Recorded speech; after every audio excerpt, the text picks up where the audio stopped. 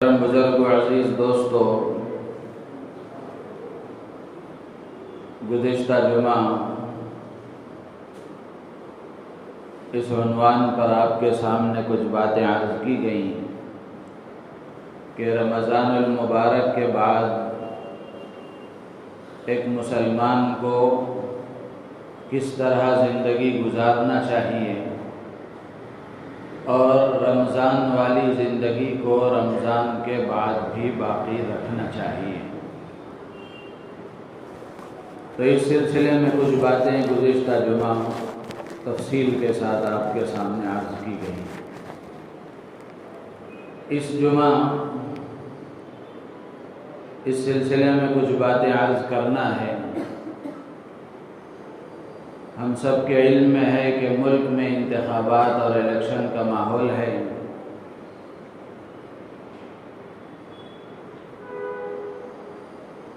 اب ہم اپنے شہر میں، اپنی ریاست میں انتخابات سے اور الیکشن سے فارغ ہو چکے ہیں۔ پڑوسی ریاستوں میں بھی انتخابات ہو چکے، 4 حصوں میں تقریباً اب تک انتخابات ہو چکے ہیں اور بھی کچھ جگہوں پر ہونا باقی ہے۔ تو جمہوری ملکوں میں انتخابات کوئی نئی اور انوکھی چیز نہیں ہے۔ دنیا کے اکثر ملکوں میں انتخابات ہوتے ہیں اور ہر وقت دنیا میں کہیں نہ کہیں انتخابات ہوتے رہتے ہیں۔ اس کے نتیجے میں کچھ نہ کچھ تبدیلیاں، کچھ نہ کچھ تغیرات پیدا ہوتے رہتے ہیں۔ تو ہمارے ملک کی جو صورتحال ہے، اس سے پہلے الیکشن اور انتخابات پر اتنی توجہ اور الیکشن اور انتخابات کو اتنی اہمیت اس سے پہلے کبھی نہیں دی گئی جتنی اس مرتبہ دی گئی۔ اس کے بھی اسباب ہیں اور اس اہمیت دینے کے پیچھے کچھ اسباب کار فرما ہیں۔ اور انتخابی ماحول، الیکشن کا جو موسم ہوتا ہے، یہ بڑا نشیب و فراز ہوتا ہے۔ اس میں اونچ نیچ ہوتی رہتی ہے اور ہم دیکھ رہے ہیں کہ اس موسم میں سیاسی گہما گہمی شدت کی دھوپ کی طرح آگ برسا رہی ہے اور ایک عام انسان یہ سمجھ نہیں پا رہا ہے اور یہ فیصلہ کر نہیں پا رہا ہے کہ حالات کس وقت کس رخ پر جا رہے ہیں، کون سیاستدان کب کیا کہنے والا ہے اور کیا کرنے والا ہے۔ اس سلسلے میں ایک عام انسان فیصلہ کرنا اس کے لیے دشوار ہو گیا۔ کسی عقل مند سے پوچھا جائے کہ دنیا میں سب سے زیادہ چالاک اور سب سے زیادہ مفاد پرست اور موقع پرست کون ہے، تو آدمی سانس لیے بغیر، تھوڑی دیر رکے بغیر فوراً یہ کہے گا کہ دنیا میں سب سے زیادہ چالاک اور سب سے زیادہ مفاد پرست اور موقع پرست سیاستدان ہوتا ہے۔ اس لیے کہ جھوٹ بولنا اور جھوٹ بولنے میں نہ ہچکچانا یہ ان کی گھٹی میں پڑا ہوا ہے، اور جھوٹ بول بول کر جھوٹ کی ایسی عادت ہو جاتی ہے کہ پھر آدمی اس جھوٹ کو بھی سچ سمجھ کر بولتا ہے، اور ایسی چیزیں جن کا حقیقت سے کوئی تعلق نہیں ہوتا، ان چیزوں کو حقیقت بنا کر پیش کرنے میں یہ حضرات ماہر ہوتے ہیں۔ تو الغرض انتخابات تو ہو چکے ہمارے اور پڑوسی ریاستوں کے اور اکثر ملک کے حصوں کے،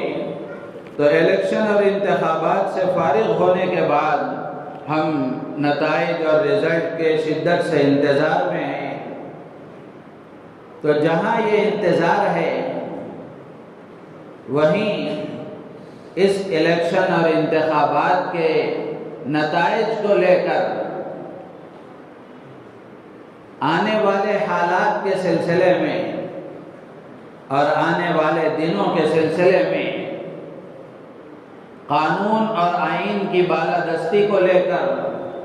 یا مسلمانوں کے مستقبل کو لے کر یا ملک کے بچھڑے جو طبقات ہیں ان طبقات کے مستقبل کو لے کر حالات سے واقفیت رکھنے والے اور حالات کی باریکیوں کو سمجھنے والے،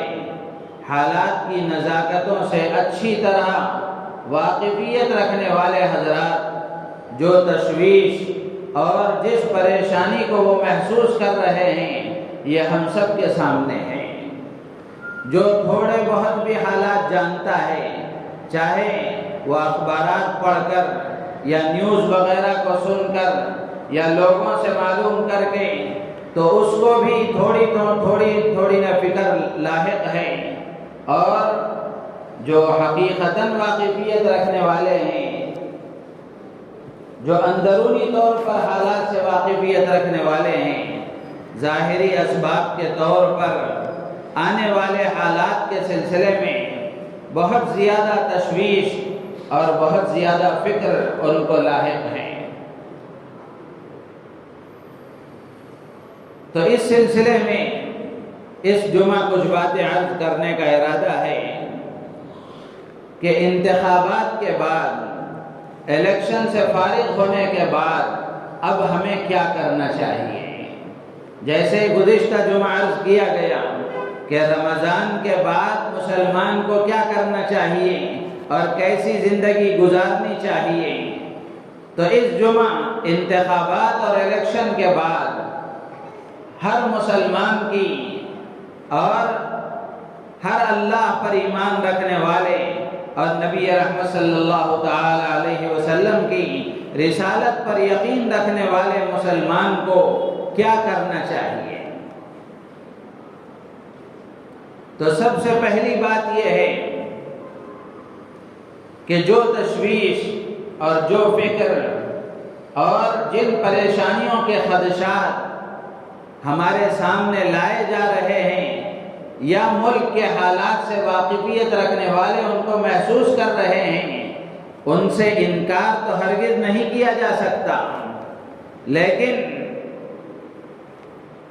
اس تشویش کی وجہ سے اور ان پریشانیوں کے خدشات کی وجہ سے کسی بھی طرح سے اللہ پر ایمان رکھنے والا اور اللہ کے نبی علیہ السلام کی رسالت پر یقین رکھنے والا مسلمان مایوسی کا شکار نہیں ہو سکتا۔ ان حالات میں چاہے حالات کیسے ہی کیوں نہ ہو جائیں، مسلمان ہر حال میں اللہ سے پر امید رہتا ہے اور اللہ کی ذات عالی پر اس کو توکل اور کامل یقین ہوتا ہے۔ تو اس سلسلے میں پہلی بات یہ ہے کہ مسلمان کو اللہ کی ذات پر توکل پیدا کرنا چاہیے۔ خطبے میں جو آیت میں نے پڑھی، اس آیت میں اللہ تبارک و تعالی ارشاد فرماتے ہیں، قُلِ اللَّهُمَّ مَالِكَ الْمُلْكِ تُؤْتِي الْمُلْكَ مَنْ تَشَاءُ وَتَنْزِعُ الْمُلْكَ مِمَّنْ تَشَاءُ وَتُعِزُّ مَنْ تَشَاءُ وَتُذِلُّ مَنْ تَشَاءُ بِيَدِكَ الْخَيْرُ إِنَّكَ عَلَى كُلِّ شَيْءٍ قَدِيرٌ۔ اللہ کے نبی علیہ السلام کی زبانی اللہ تعالیٰ کہلوا رہے ہیں، اللہم مالک الملک، کہ اللہ بادشاہت کا مالک تو ہے، حقیقی بادشاہت اللہ کی ہے۔ قرآن میں اللہ نے دوسری جگہ فرمایا، الا لہ الخلق والامر، اچھی طرح کان کھول کر سن لو، پیدائش اور مخلوق بھی ساری اللہ کی ہے، کائنات کے ذرے ذرے کا خالق بھی اللہ ہے، اور الا لہ الخلق والامر، اللہ فرماتے ہیں کائنات کے ذرے ذرے پر حکم بھی اسی کا چلتا ہے۔ جیسے خالق وہ ہے، مالک بھی وہی ہے، حکم بھی وہی اسی کا چلتا ہے، حاکم بھی وہی ہے۔ تو ایک مسلمان کو اپنے ایمان کے سلسلے میں، اللہ کی ذات عالی پر یقین کے سلسلے میں اس پہلو پر غور کرنا چاہیے جو اللہ نے اس آیت میں بیان فرمایا کہ مالک الملک، وہ بادشاہت کا مالک ہے، وہ حقیقی بادشاہ ہے۔ تؤتی الملک من تشاء، وہ جسے چاہتا ہے بادشاہت دیتا ہے، بادشاہ بناتا ہے، وقتی طور پر کچھ اختیار دے دیتا ہے۔ وتنزع الملک ممن تشاء، اور جسے چاہتا ہے اسے اقتدار کی کرسی سے اٹھا کر نیچے پھینک دیتا ہے۔ یہ اللہ کی قدرت اور اللہ کا اختیار ہے۔ وَتُعِزُّ مَن تَشَاءُ وَتُذِلُّ مَن تَشَاءُ، جسے چاہتا ہے عزت دیتا ہے اور جسے چاہتا ہے ذلیل کرتا ہے۔ بِيَدِكَ الْخَيْرُ، ساری بھلائیاں اسی کے قبضہ قدرت میں ہے۔ إِنَّكَ عَلَى كُلِّ شَيْءٍ قَدِيرٌ، بے شک وہی ہر چیز پر قدرت رکھنے والا ہے۔ تو اس سلسلے میں جو اللہ پر یقین نہیں رکھتا، جو اللہ کے رسول کی رسالت پر یقین نہیں رکھتا، وہ اگر مایوسی کا شکار ہو یا پھر پریشانیوں کا جو اندیشہ ہے، اس اندیشے کی وجہ سے وہ مایوسی کا شکار ہوتا ہو تو ہو، لیکن ایک مسلمان کو مایوسی کا شکار نہیں ہونا چاہیے۔ مسلمان کو ہر حال پر، ہر حال میں نگاہ اللہ کی ذات پر رکھنا چاہیے، اور ان حالات میں، ناموافق حالات میں ایک مسلمان کا یقین اور زیادہ مضبوط ہونا چاہیے، اور زیادہ اللہ کی طرف اس کا یقین بڑھنا چاہیے کہ حالات جو بھی آتے ہیں، اقتدار چاہے کسی کا ہو، یہ اقتدار اللہ دیتے ہیں، جس کو چاہتے دیتے ہیں، جس کو چاہتے ہٹا دیتے ہیں۔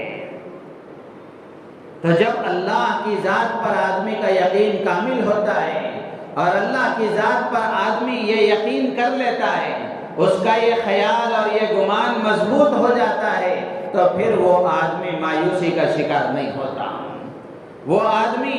بہت زیادہ پریشان ہو کر کے کسی غلط کام کی طرف قدم نہیں اٹھاتا، بلکہ وہ یہ سوچتا ہے کہ جو کچھ ہو رہا ہے وہ اللہ کے کرنے سے ہو رہا ہے، اور اللہ کے علم میں یہ سب کچھ موجود ہے۔ ایسے موقع پر انتخابات اور الیکشن کا موقع تھا، آج سے تقریباً 7-8 سال یا 10 سال پہلے کی بات ہے۔ ہمارے بزرگوں میں حضرت مولانا یعقوب صاحب سہارنپوری رحمۃ اللہ علیہ اس وقت حیات تھے، انتخابات کا موقع تھا، تو اس وقت میں ایک مرتبہ انہوں نے فجر کے بیان میں مرکز میں فرمایا تھا کہ آج تھوڑا بہت اللہ تعالیٰ کسی کو اختیار دیتے ہیں، اور تھوڑا بہت اللہ تعالیٰ کسی کو با اختیار بناتے ہیں، اقتدار دیتے ہیں، تو آدمی انتخابات کے موقع پر لوگوں سے یہ وعدہ کرتا پھرتا ہے اور لوگوں کے سامنے یہ اعلان کرتا پھرتا ہے کہ میں یہ کر دوں گا، ایسا کر دوں گا، ویسا کر دوں گا۔ حضرت فرمایا کرتے تھے کہ تیری کیا اوقات ہے جو تو کر سکے گا؟ نہ تیرا پیشاب تیرے قبضے میں ہے، نہ تیرا پاخانہ تیرے قبضے میں ہے۔ اللہ تعالیٰ پیشاب بند کر دے، دنیا کی کوئی طاقت اسے جاری نہیں کر سکتی، اور اللہ تعالیٰ جاری کر دے تو کوئی اس کو روک نہیں سکتا۔ تو میرے عزیز و دوست و بزرگوں، ایسے موقع پر اللہ پر کامل یقین اور اس کے مذاکرے، اس کے تذکرے، اس کے سلسلے میں اپنے گھروں میں ماحول بنایا جائے، گھر کے افراد میں اس طرح کے تذکرے ہوں۔ اللہ کی ذات پر یقین کے سلسلے میں اور اللہ کی ذات پر توکل کے سلسلے میں اس کے مذاکرے جب ہوں گے تو پھر ہمارے درمیان سے مایوسی ختم ہوگی، اور ہمارے درمیان سے مایوسی ختم ہو کر کے اللہ کی ذات پر کامل یقین پیدا ہوگا۔ تو اس لیے اس موقع پر کرنے کا یہ پہلا کام ہے کہ ہماری نگاہ اللہ کی ذات پر ہونی چاہیے، ہمارا یقین اللہ کی ذات پر مضبوط ہونا چاہیے، اللہ کی طاقت کو سوچنا چاہیے کہ دنیا میں کیسے کیسے طاقتور آئے، اور ان سب کو طاقت دینے والا سب سے بڑا طاقتور خدا ہے۔ اس خدا کے ہم ماننے والے ہیں، اس خدا پر ہم نے ایمان لایا ہے، اور اس خدا پر ہم نے یقین کیا ہے تو جو دوسروں کو طاقت دینے والا ہے وہ کتنا بڑا طاقتور ہوگا، اس کی ذات پر اگر ہم یقین کریں گے، اللہ کی ذات عالی سے امید ہے کہ مایوسی ہم سے دور ہوتی چلی جائے گی اور ہم مایوس نہیں ہوں گے اور حالات سے گھبرائیں گے نہیں،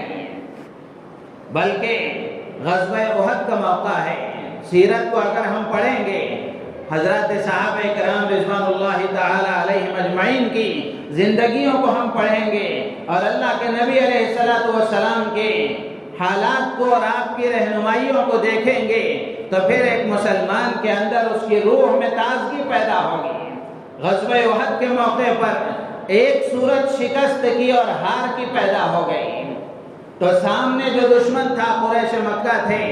وہ دندناتے ہوئے کہنے لگے لَنَا الْعُزَّى وَلَا عُزَّى لَكُمْ، کہ ہمارے لیے عزہ ان کا ایک بت تھا، اس بت کے سلسلے میں وہ کہنے لگے لَنَا الْعُزَّى وَلَا عُزَّى لَكُمْ، ہمارے لیے ہمارا عزہ ہے، یعنی وہ بت اور خدا ہمارے لیے موجود ہے، تمہارا کوئی خدا اور کوئی بت اور تمہارا کوئی عزہ نہیں ہے۔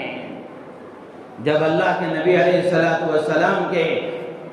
سماعت تک اور آپ کے کانوں میں یہ بات پڑی، اللہ کے نبی علیہ السلام نے صحابہ سے فرمایا اللہ مولانا ولا مولا لکم، تم یہ کہو کہ اللہ ہمارا والی اور ہمارا حامی اور مددگار ہے، تمہارا کوئی مددگار نہیں ہے۔ اللہ مولانا ولا مولا لکم۔ میرے عزیز و دوست و بزرگوں، قرآن پاک میں اللہ تبارک و تعالی نے ایمان والوں سے کہیں یہ وعدہ نہیں فرمایا کہ تم پر حالات نہیں آئیں گے، تم پریشانیوں میں مبتلا نہیں ہوگے، ناموافق اور نامساعد حالات تم پر نہیں آئیں گے۔ اللہ نے ایمان والوں سے کہیں یہ وعدہ نہیں فرمایا۔ ہاں، بے شمار جگہوں پر اللہ تبارک و تعالی نے ایمان والوں سے اس بات کا وعدہ ضرور فرمایا ہے کہ جب تم حالات میں پھر جاؤ گے اور پھیرے جاؤ گے اور گر جاؤ گے اور حالات تم پر ناموافق ہو جائیں گے، اللہ تبارک و تعالی نے بے شمار جگہوں پر اپنی مدد کا، نصرت کا، فتح کا وعدہ فرمایا ہے۔ بے شمار جگہوں پر اللہ تعالیٰ نے فرمایا وَلَا تَهِنُوا وَلَا تَحْزَنُوا وَأَنْتُمُ الْأَعْلَوْنَ إِن كُنتُم مُؤْمِنِينَ، تم پست ہمت مت ہو جاؤ اور بزدل مت بن جاؤ، تم ہی سربلند رہو گے، شرط یہ ہے کہ تم صحیح ایمان والے بن جاؤ۔ تو میرے عزیز و دوست و بزرگوں، یہ پہلا کام ہے جو ہمارے کرنے کا ہے کہ اللہ کی ذات پر یقین، اللہ کی طاقت پر یقین، اللہ کی قدرت پر یقین، اس کے مذاکرے، اس کے تذکرے ہمارے درمیان میں ہونا چاہیے۔ آج کے جو سیاستدان جو بلند بام دعوے اور نعرے لگا رہے ہیں، اس سے ہمیں ذرا برابر متاثر ہونے کی ضرورت نہیں ہے اور ذرا برابر ہمیں اس سے گھبرانے کی ضرورت نہیں ہے، اور ایسا بھی نہیں ہے کہ جو موجودہ حکومت ہے یہ بدل کر کوئی دوسری حکومت قائم ہو جائے گی تو خلافت راشدہ قائم ہو جائے گی، ایسا نہیں ہے، بلکہ مسلمانوں کے حالات اور مسلمانوں پر جو مصیبتیں اور جو پریشانیاں ہیں، ان کے دور ہونے کا واحد راستہ یہ ہے کہ مسلمان اللہ کے دین کے وفادار بن جائیں، اللہ کے دین کے وفادار بن جائیں، اللہ کے دین سے وہ مضبوطی کے ساتھ اپنا رشتہ قائم کر لیں، اللہ کی طرف رجوع کر لیں۔ یہ حالات کے حل کا واحد حل ہے، حالات کے دور ہونے کا حل ہے۔ تو میرے عزیز و دوست و بزرگوں، پہلی یہ بات ہے۔ دوسری بات یہ ہے کہ جب پریشانیاں اور مصیبتیں آتی تو اللہ کے نبی علیہ السلام کا اسوہ ہمیں یہ بتاتا ہے، صحابہ بتاتے ہیں، اللہ کے نبی علیہ السلام کے بارے میں آتا ہے اذا حزبه امر فزع الى الصلاة، کہ اللہ کے نبی علیہ السلام کو جب کوئی پریشانی پیش آتی آپ نماز کی طرف متوجہ ہو جاتے ہیں۔ تو یہ کرنے کا دوسرا کام ہے کہ مسلمان نمازوں کا اہتمام کرنے والے بن جائیں، 5 وقتہ نمازوں کے پابند بن جائیں، جو کچھ نمازیں پڑھتے تھے وہ پوری نمازیں پڑھنے کے عادی ہو جائیں، اپنے آپ کو نماز کا پابند بنائیں۔ تیز ہوا چلتی، اللہ کے نبی علیہ السلام مسجد کی طرف دوڑے دوڑے چلے آتے،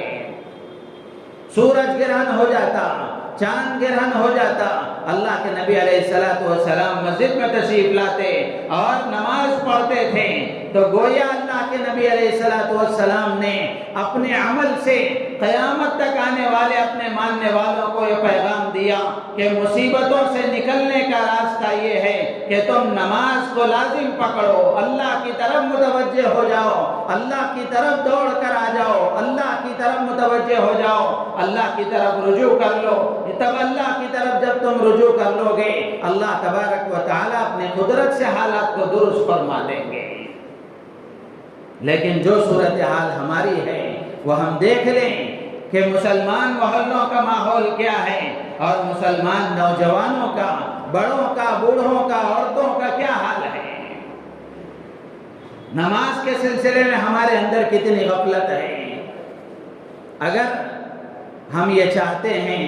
कि जो परेशानियां और जो नामुवाफिक हालात हम पर मुसल्लत हैं, ये हालात दूर हो जाएं और हालात दुरुस्त हो जाएं, और हर एक चाहता है, लेकिन सिर्फ तमन्ना करने से काम नहीं होता,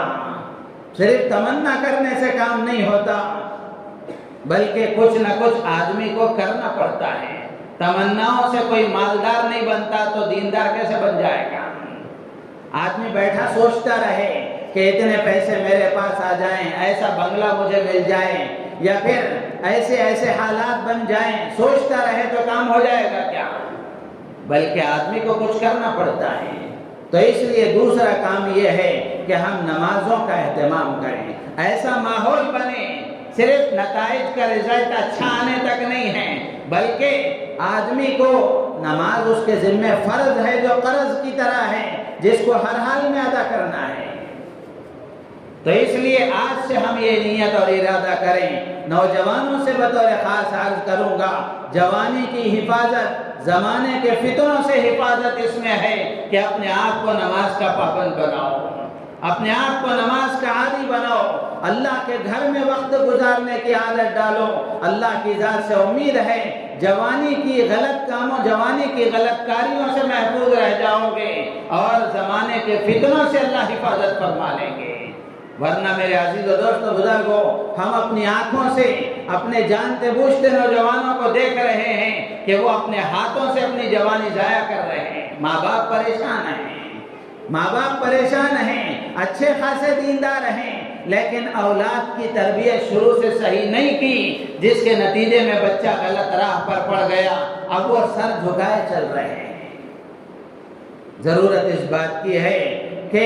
बहुत कुछ न करके सिर्फ अपने आप को नमाज का पाबंद बनाना है, अपने आप को नमाज का आदी बनाना है। अगर हम अपने आप को नमाज का आदी बनाएंगे, अल्लाह की ज़ात से उम्मीद है अल्लाह तबारक व तआला अपनी कुदरत से हालात को दुरुस्त फरमाएंगे। और तीसरा काम करने का ये है कि हम अपने गुनाहों से तौबा और इस्तिग़फ़ार करें, अल्लाह की तरफ रुजू करें, दुआओं का एहतमाम करें और गिरिया वजारी के साथ, आजिज़ी और इंकिसारी के साथ अल्लाह की तरफ मुतवज्जे हों और अल्लाह तबारक व तआला से अपने गुनाहों की माफ़ी की भीख मांगें। इसलिए कि आदमी अगर इस्तिग़फ़ार करता है, अल्लाह तबारक व तआला हालात को दुरुस्त फरमा देते हैं, हालात को दुरुस्त फरमा देते हैं। और गुनाहों से जब आदमी तौबा करता है तो अल्लाह तबारक व तआला तौबा को कबूल फरमाते हैं, और ऐसे कबूल फरमाते हैं, अल्लाह के नबी अलैहिस्सलाम ने फरमाया, अत्ताइबु मिनज़्ज़म्बि कमन ला ज़म्ब लह, गुनाहों से तौबा करने वाला ऐसा है जैसा कि उसने गुनाह किया ही नहीं। और अल्लाह तबारक व तआला ने अपने गुनहगार बंदों को खिताब करके फरमाया, या इबादी अल्लज़ीना असरफ़ू अला अनफुसिहिम ला तक़नतू मिन रहमतिल्लाह इन्नल्लाह यग़फ़िरुज़्ज़ुनूब जमीआ। ऐ मेरे वो बंदो जिन्होंने अपने आप पर मेरी नाफरमानी करके जुल्म किया है, अल्लाह की रहमत से मायूस मत हो जाओ, अल्लाह ताला तमाम गुनाहों को माफ़ फरमा देंगे। तो इसलिए ये करने का तीसरा काम है कि हम अपने गुनाहों से तौबा और इस्तिग़फ़ार करें। और इसी तरह चौथा काम ये है कि अपने दीन को मजबूत पकड़ें, अपने दीन से मजबूत रिश्ता कायम करें। दीन सिर्फ इबादत का नाम नहीं है,